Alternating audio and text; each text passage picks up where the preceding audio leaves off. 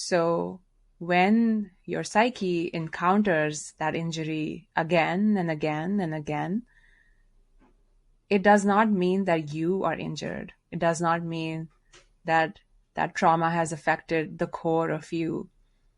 It just means that that is a process the psyche is engaging in to grow and to connect with the true self. And it's a journey, frankly, that all of us have to take on. The goal of life is self-realization, to know who we truly are. And to know ourselves, we have to go deeper.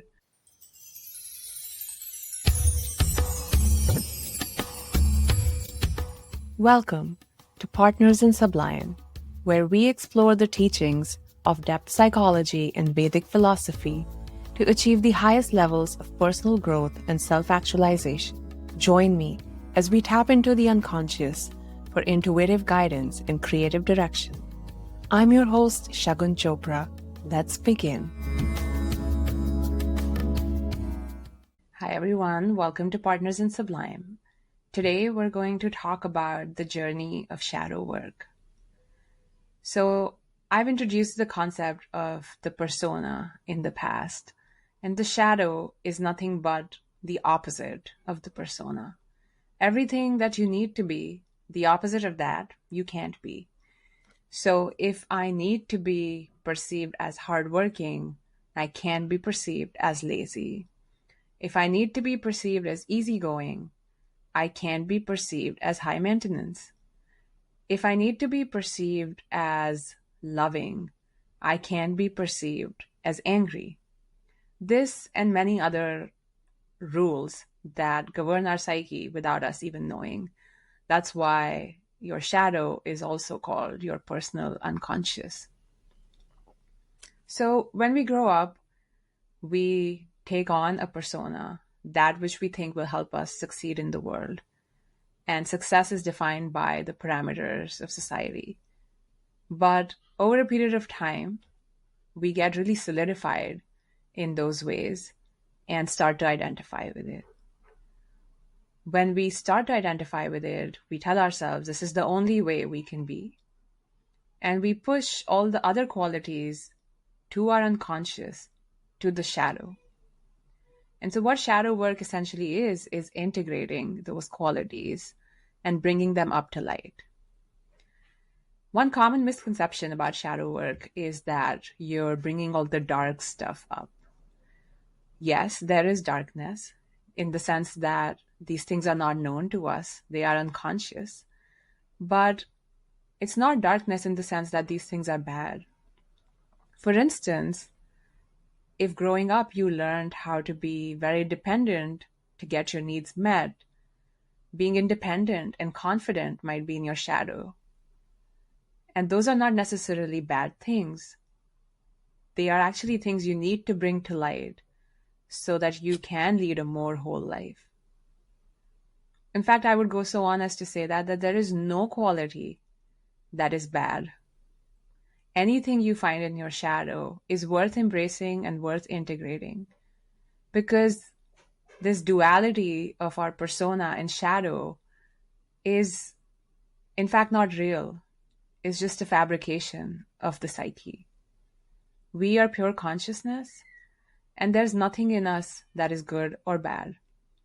Non-dual texts from the Vedic tradition say this best, that you are that. You are not good, not bad. You are a neutral being who is just a manifestation of pure consciousness.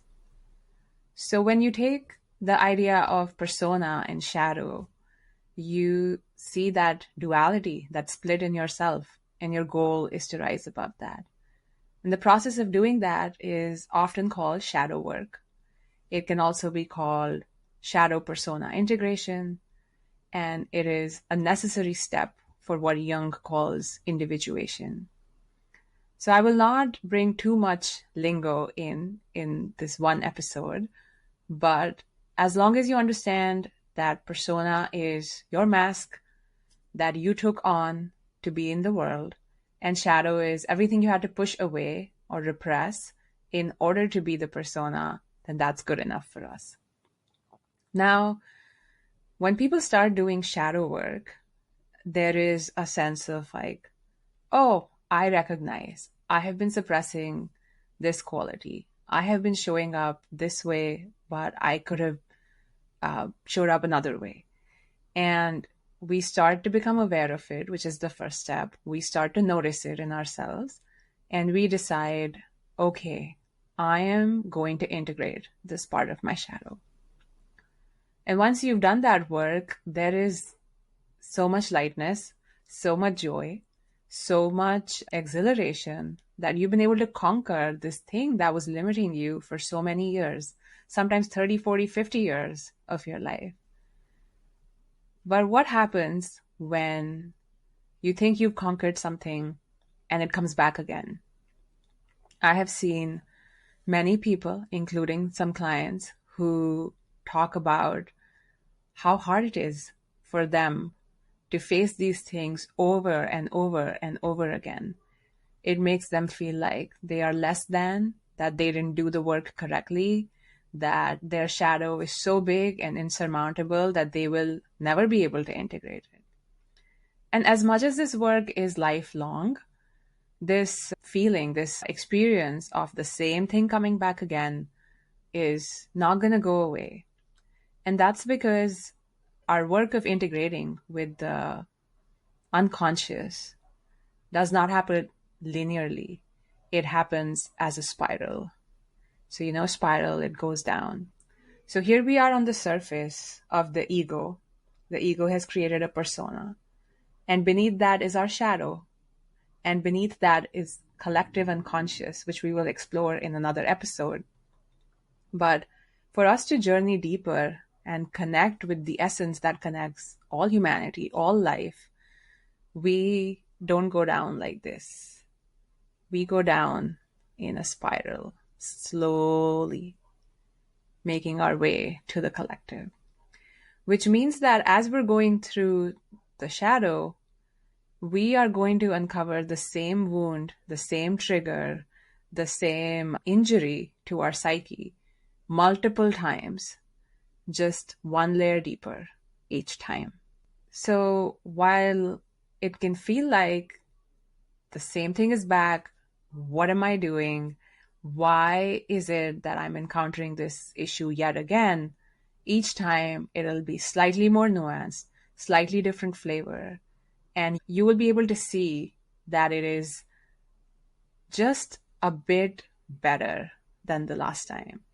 And by better, I mean your capacity to recognize it, your capacity to look at it in a more nuanced way, and your capacity to respond to it will improve. So it'd be foolish to just go through life thinking, I've dealt with the trigger of my dad once, so I never have to deal with it again. But no, that same thing is bound to come back again, and you are going to be that much stronger, that much more prepared, and that much more centered to look at it the more you continue with shadow work. It's important to know that as you're doing this work, you have to remember your true nature, which is that you're pure awareness, pure consciousness. So when your psyche encounters that injury again and again and again, it does not mean that you are injured. It does not mean that trauma has affected the core of you.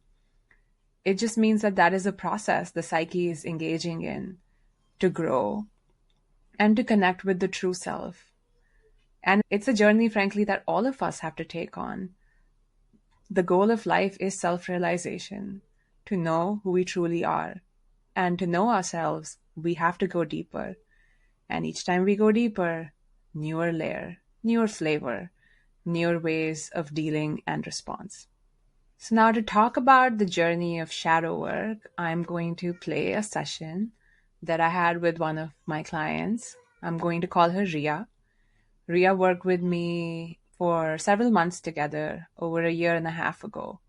She really took this work to heart. She looked at all her fears. She understood her resistance. She integrated parts of her shadow that she had not touched for many, many years. And the result of that was just a much more wholesome way of living life, where she didn't feel the constant pressure of like, this is how I have to be, or else people would leave me. And witnessing that growth in her was beautiful. And she reached out recently to talk about something that happened. And we explore that in the session. And we look at how that particular event is just her journey down the spiral. So I'll let you listen and we'll talk afterwards. Quite a few things have changed. I can quickly catch you up on it, which will also lead to where I am now, I guess. So I think when we were last speaking, I had gotten the new role already in my company that I wanted, so all good on that end. I think soon after speaking with you, which had helped a lot, I thought that eventually I was ready to go back into dating, which I did. And I went back on the apps and I even went to India and had a wonderful trip for a change for the first time, I think, that I went back in years. And I saw two wonderful people, and then I decided to start seeing one of them. And yeah, and everything was going very, very great. And I think I told you that I've always kind of seek this companionship or emotional relationship that I wanted in life. I thought we were there at that. Everything we had talked about aligned. We were on the same page. Everything was going great. Work was hectic, but doing okay. But I think life overall was doing okay. Was mending my relationship with my family. I think I'd grown a lot as a person, I felt as well. We moved in together. Everything was, yeah, well and good, except work, which was a bit hectic, but then I was navigating around it. But it felt like real life. I think it's just like reality has kind of set in. This is what life is. And I was very happy with that. And then he decided one day that he was just done with no explanation that made sense. Just a feeling that he has that this is not it and we can't get married anymore. After discussing marriage, booking his tickets to come see my family, a lot of just steps being taken. Um, and yeah, then I think it was a bit of a roller coaster to still be living with him, looking for a place, grieving, processing the reoccurrence of my fear of people leaving, and abandonment resurfaced. So it was a pretty low start to the year. I also was due for a promotion that I was supposed to get because it was well deserved, but they decided not to give it for some internal reasons. So I think it was just a bit of a rocky start, but I've moved to my own flat, which is good. And I've been working on myself, and I am better than how I was a month back. So I would say there's progress. Yeah. First of all, I just hear so much growth from the side. You did not describe anything in terms of my family did this. There's a acceptance of your part in how you see the world. So I hear that loud and clear. Having said that, there are parts you don't understand, and you're probably wondering, how did that happen? I'm sure there's a lot of stuff on your mind about your partner leaving you suddenly. Those fears of abandonment that you've always had. What might have been going on for this to happen again? And I'm going to have to rely on you to tell me how you were showing up in that relationship. I think the one thing that I did, and from our sessions at least that we had, I remember that, we had discussed I have these two sides to me. And I think the one thing that I really did was I embraced both sides. It's like both these sides are me, both these parts are me. Um, and I also took a lot of learnings from all my previous relationships. And not just learning in terms of how I could be better, but also what's non-negotiable for me. Because I think in the past relationships, what had happened a lot of times was that maybe because I was so afraid of losing people, I made peace with a lot of things that didn't need to make peace with. Like, obviously, you always have to make compromises, Yeah. but not, I mean, there has to be an extent to the compromises, right? So I have to say, in this relationship, and I think that's why also for the first time it felt very adult, felt very real, because it was all cards on the table from both sides. Both sides were, this is non-negotiable, this is who I am. And we both just understood that and blended in. And obviously, neither of us are perfect. So, also accepting the drawbacks of the other person. In terms of what went wrong, I think I've racked my brain for months and months trying to figure it out. And I think it did get to the point where I can't make sense out of it. I Mhm. don't have a reason. He's not given a reason, but I think I've reached the point finally where I don't need him to give me a reason. Yeah. I think I've reached that point where I think for the longest time I thought that I can't move even an inch forward if I didn't know why it happened because I'm not going to get closure.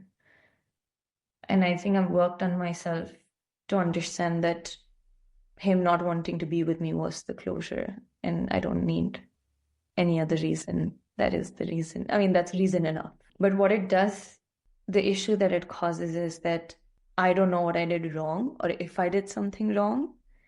So it's a bit of a fear of, I don't mind working on myself at all. I'm very open to that. But it's a bit of a, was it an issue that he couldn't deal with when it came to himself? Or was it an issue that he couldn't deal with because it was something to do with me? Yeah, I can see how that might be unsettling.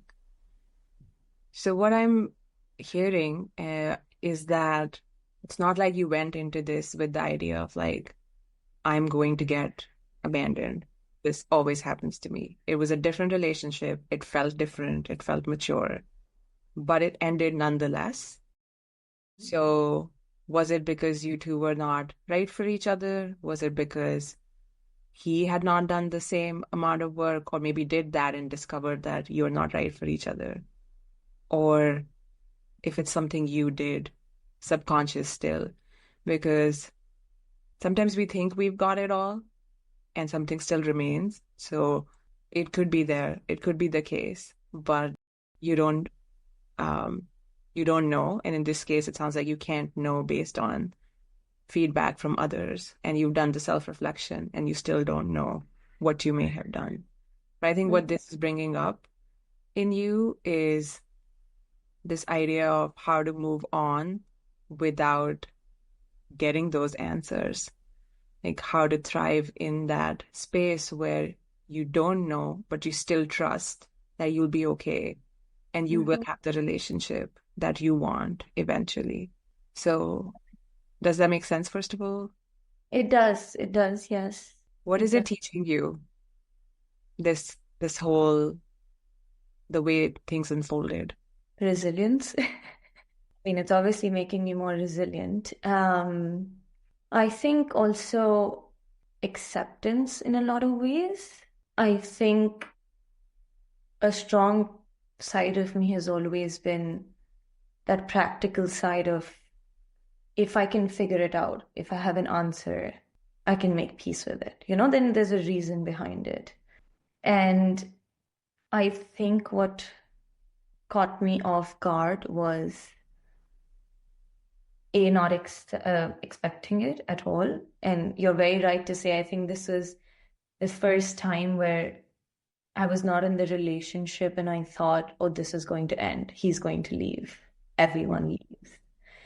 When I got into it initially, I had those fears, but then over time, because of our relationship, because of how we were, I actually did not have that fear anymore. I think for the first time in my life, I was like, this is it. I found my Mhm. person. Yeah. I'm gonna leave. So I think I was very taken aback when he did. And then especially on top of that, when my practical side can't make sense out of it. This side is also your persona. Yes, you have a Mhm. persona that thinks everyone's going to leave me, and you conquered that. But what this one is showing you is you believe about yourself that if I can figure it out, I can handle it. That's your persona. The shadow would be if I can't figure it out, I can't handle it. And I think you had that experience when you said, I don't think I can move forward unless I get that closure, that reasoning from him. So this is almost asking you to work on yourself in a different way where you have to learn how to be comfortable with when you don't know, when things are unexplained, when you can't reason it with your mind, knowing that you can still respond and still be okay. And I think that's what it's taught me. I don't have the answers. I never got the answers. And I think it got to the point where trying to find an answer that I was never going to get was bothering me so much or affecting me so much.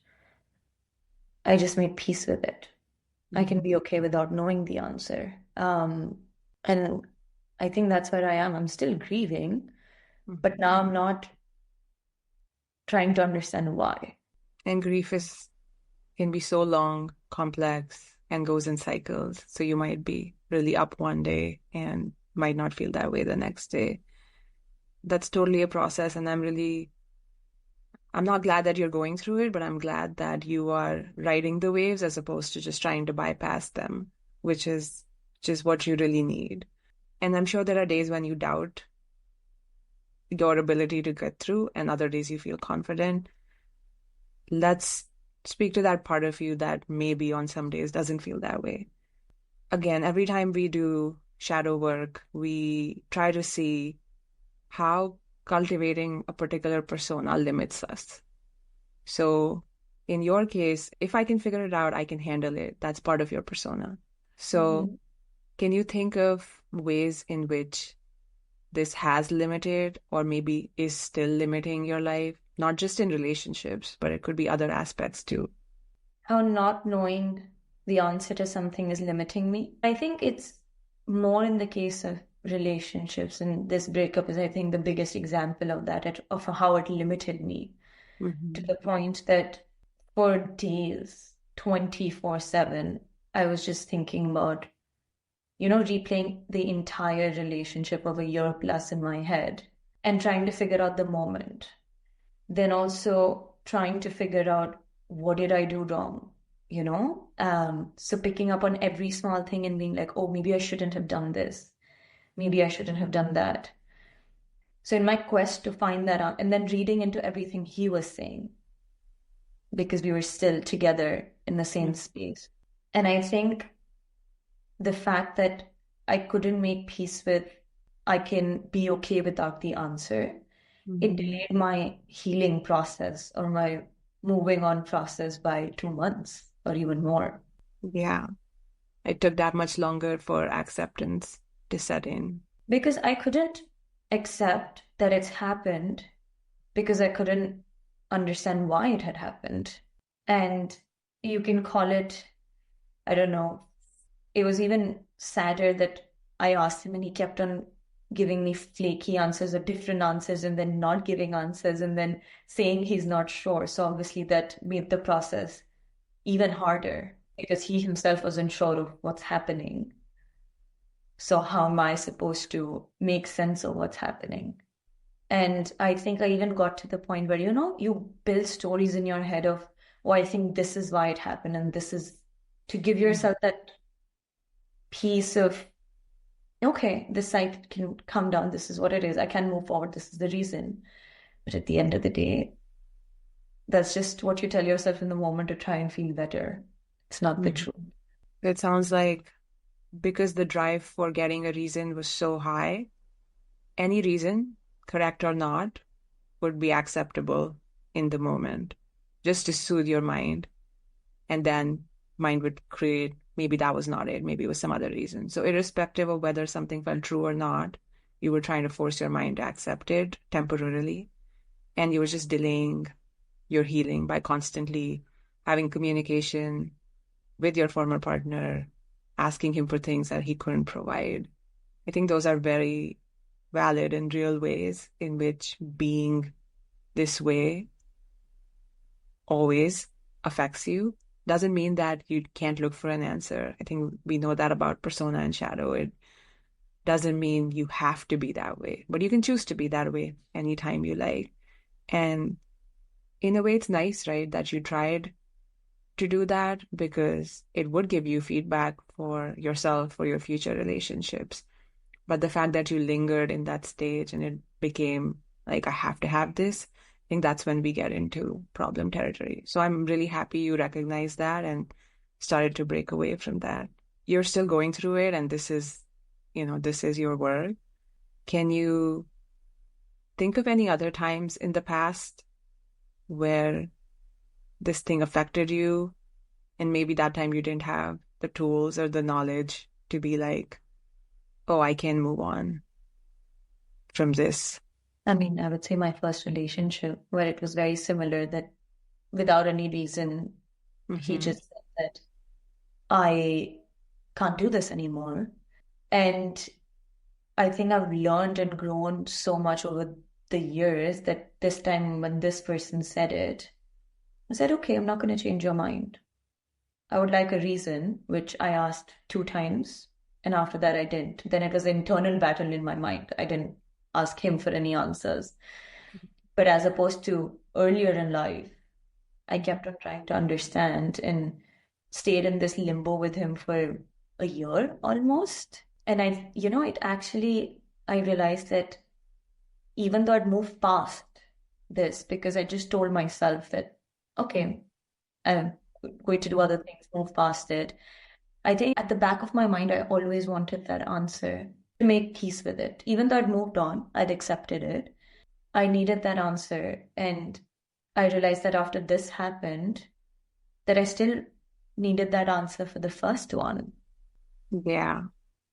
And then made my peace that I don't need it. Look, you did this right now. You don't need an answer, and you're not in that limbo. And even if the other person gives an answer, what if it doesn't meet your expectations of why this actually went down? It could be a satisfactory answer for them, not for you. Yeah, you can't reason your way out of a heartbreak. No. And you want to. That's the easiest way, right? In the moment to reason it out, to be like, okay, this was not going to work. This is the reason. What has this whole process taught you about love? I think it's taught me about the kind of love I have to give to myself and also to others. I think I have very unconditional love. I didn't hate him for what he did. I still don't. No bitterness, no nothing. But also love towards myself, that if you can give so much love to someone else, you can give a little to yourself as well. And have I lost faith that I will find someone? I don't know. But I do have faith that I will be okay. I'm not quite sure what to say because you're saying all the right things. I don't And know I'm if not going to make it easier. I know that too. Just because you know doesn't mean you don't cry yourself to sleep, doesn't mean you don't have moments of grief. Grief can be heavy, but your inner knowing that no matter what happens, you will be okay, that is a sign that you are connected to that transcendent energy that tells us like you're not this body, you're not the circumstances that are happening to you. You're an omniscient being who is going to survive no matter what, because the real you can't be touched by whatever happens, and you are still connected to that knowing even if it wavers. And which it I also does. want Where I don't think it's going to be okay, but then there are days where I think it will be, and days are enough. yeah. One thing I want to point out is your first relationship again ended without you getting an answer. This one, same. When it comes to integrating your shadow and persona, people think it's like a one-time process, but it's what Carl Jung calls it a spiral. So visualize a spiral, and let's say one end of it, there's like a dent. That's where you have repeated issues surfacing in your life. When you grow, you're not making a linear move. You're going in the spiral. So we'll arrive at the same issue over and over again. And each time you will learn how to handle it differently. So first one, you lamented over it for a year. This one, you asked him 2 times, and then you made that process more internal. And it doesn't mean you have to continue going through a series of heartbreaks to learn that lesson. The same lesson can show up in any other ways. It could be a health diagnosis that you don't know what brought it. It could be your friend suddenly changing things. It doesn't mean that you're going to have heartbreaks, but every time you reach that, you will do something different. You will bounce back quicker, and you will keep doing that integration. So one thing I'm really happy to see is you're not discounting the work you've done, because a lot of people do that. Like, I thought I had worked on this issue/trigger, and why is this happening again? It means I must not have done it right. But no, you actually did it right, but you grow in a spiral, and it is bound to come back again, but each time you're better. I think each time you know better. You know how to process it a little better. You know what to do a bit better. I think even between this breakup and the breakup before that, I knew I don't want to be a certain way. I don't want to process in a certain way or act in a certain way. And I didn't do all of that in the post breakup in this one, and I'm very happy with that. And that for me was progress also in terms of who I am, and that I don't want to change that because of a person or because of a circumstance. It has been a journey, and you're doing it so wonderfully, really. Is there anything that you would like to tell yourself when you have those moments where your faith wavers a bit, that you're going to be okay? Those moments, just technically speaking, is when you stop identifying with your spiritual nature and start to identify this body, this life, these circumstances. So is there anything that you can tell yourself in those moments to cross over to remembering your true nature? I think the first thing that I tell myself is trust yourself. And I think that's what centers me a bit. I also have to say, I don't anymore run away from how it's making me feel. For the longest time, because I wanted my practicality to kick in, I would try to block that certain part out. I need to live my life. I need to keep on doing things. I have stuff to do. Now it's okay. I'm not feeling okay today because this is affecting me or impacting me. Mm-hmm. I will sit on my couch, have a cry, and watch a sappy movie. And I let those emotions out instead of keeping them in. And in that process, by the end of it, and I feel terrible, right? I feel sad about what happened, that I'm lonely, I'm by myself. It's that little feeling inside saying, trust yourself. At the end of the day, even if you don't have anyone, you'll be fine. You'll have yourself. And also reminding myself of all the situations where similar things like this have happened. And I have grown out of it. So I think that was actually the biggest thing when all of this was happening and I was in the middle of it. I remember when I was speaking to my friends or sharing, I always said one thing: I'm not doing okay right now, but I know I will be okay. I had it in me to say this the last few times I've grieved different losses in my life. Every single time I felt like this is it. My world is coming to an end. To the point where when I was having the conversation with him as well, when I asked him, he said, because I said, you've turned my world upside down. And he responded saying, this is not the end of the world. You'll be fine. I told him, I know I'll be fine, and listen to my words. I didn't say, this is the end of my world. I said, you've turned it upside down. I know this is not the end and I'll be okay. And I think that's something that's happened with experiences, with grief, different griefs, different losses, where I just knew it will take time and that time is painful. But I don't think I ever doubted I will not be okay, which I did the last few times for sure. So I think it's I remind myself that you were okay, you will be okay again. And not just when you thrive. I've thrived after. It just takes time. How long it takes really varies. Some losses you grieve for a lifetime. Doesn't mean you won't be okay. That is exactly the way to think about it. I don't think there's much more to say. You have that inner sense of trust. You have a mantra you give yourself, just saying, trust yourself that, you will be okay no matter what happens. I just want to point out that the part in you that you learned how to deal with is your ego, which says, oh my God, this happened. You're not going to survive. And I think what you've done very well is to look at that part and be like, I know you care about me and you want to tell me those things. I don't believe them because I have survived in the past and I will continue to. I have that faith. But I'm not gonna push you aside anymore. If you wanna feel a few things, I will let you feel them.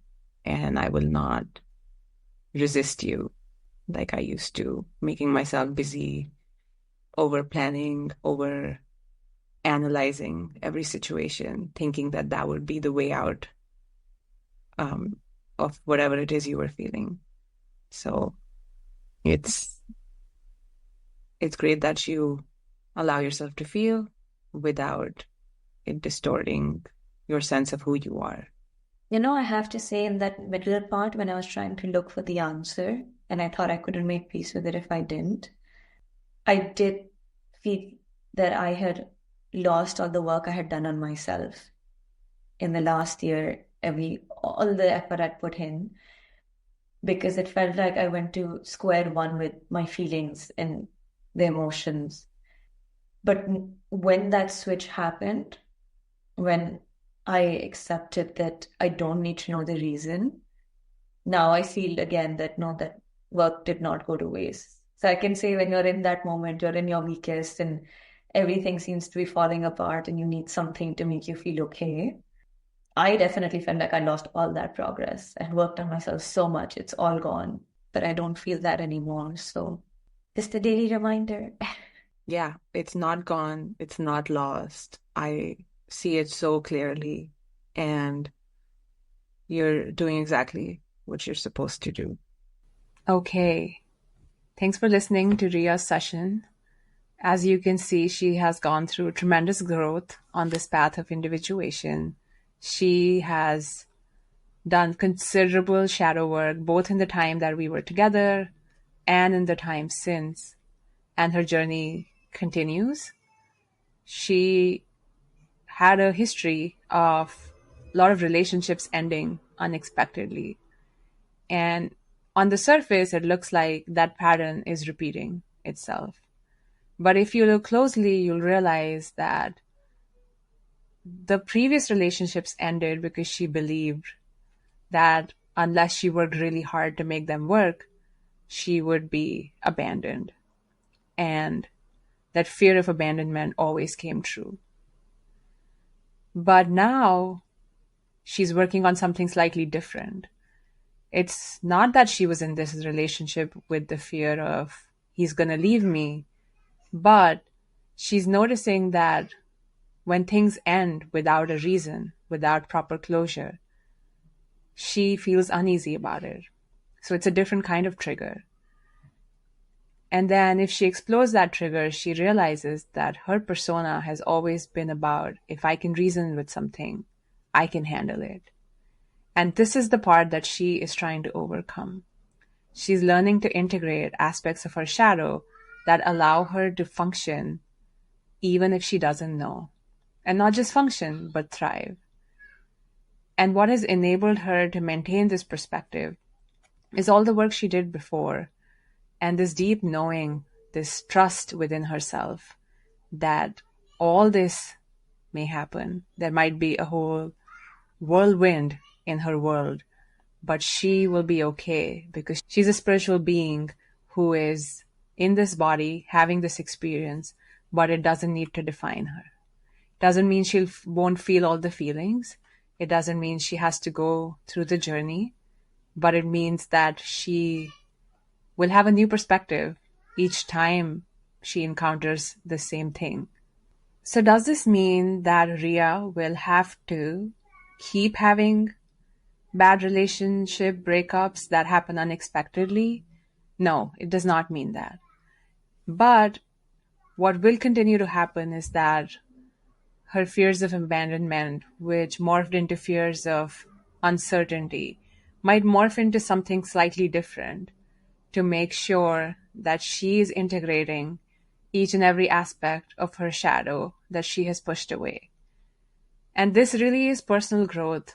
Everything that you think is not you, everything that you're afraid of, you being able to bring it to light, being able to embrace it, being able to integrate it, and becoming whole. So her journey, like all of our journeys, will continue. Every time it would get better. Every time she descends down the spiral, she would get deeper and deeper in touch with her unconscious, with the collective unconscious, and will continue to move forward in life from that place of deep knowing.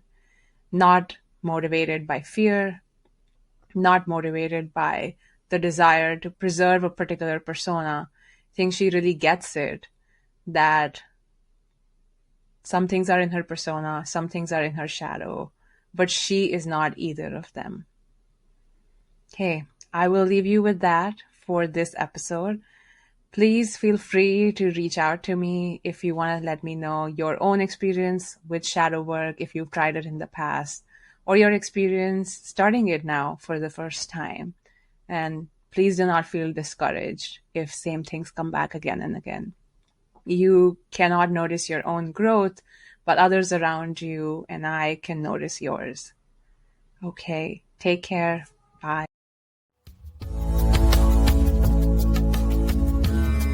Thank you for being my partner in Sublime today. I hope you enjoyed diving into the unconscious with me. To ask a question or get coached on the show, visit shagunchopra.com/ask or click the link below. See you next time.